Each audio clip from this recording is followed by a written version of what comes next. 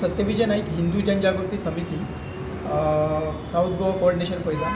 आयज आमी हांगा कलेक्टराक साऊथ गोवा कलेक्टराक एक मेमोरेंडम दिलें आसा की तुमकां खबर आसतली की छत्रपती शिवाजी महाराजाची जयंती 19 फेब्रुवारीक जाली आनी साऊथ जुजेदी एरियल हांगा जो एक इशू जाला की छत्रपती शिवाजी महाराजाचो स्टॅच्यू थंय इनॉग्रेशन आशिल्लें आनी ते इनॉग्रेशन करपाक आमचे आमदार सुभाष फळदेसाय हे थंय गेल्ले आनी तेंच्यान रिटर्न येत आसतना तेंच्यार एक आक्रमण जालें।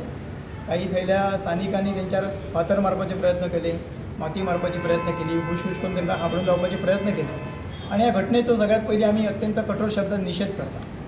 त्यानंतर तुम्ही पळयलें आसतलें की हांगासरले MP हेंच्यांनी एक प्रेस कॉन्फरन्स घेतली की जे कोणाचेर थंय गुन्हे दाखल झाले आसात, 20 जाणांचेर गुन्हे कितें दाखल झाले आसात तर ते गुन्हे सगळे फाटी घेवपाक जाय।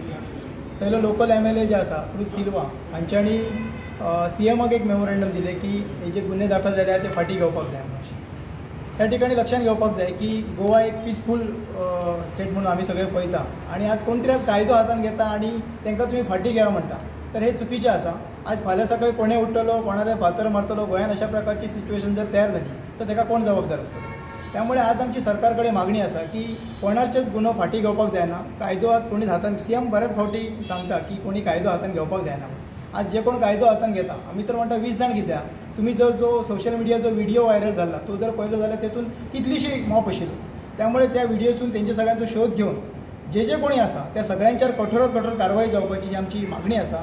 मुख्य बाब कितें की कोणाकच कायदो हातान घेवपाची हे दिवपाक जायना अशें आणि अशा प्रकारची स्थिती जर फाटल्या सकाळी झाली जाल्यार गोंयान एक वेगळ्या प्रकारचे हे निर्माण जातले, तो एक रॉंग मेसेज समाजान वयतलो। त्यामुळे दिसता की जे कोण आज अशा प्रकारची मागणी करता कायदो जे गुन्हे फाटी घेवपाचे तर ते कोणाचेच गुन्हे फाटी घेवपाचे न्ही आणि जे कोण संबंधित आहा तेंच्यार कठोरान कठोर कारवाई जावपाची अशा प्रकारची मागणी ह्या माध्यमातून आमी करता।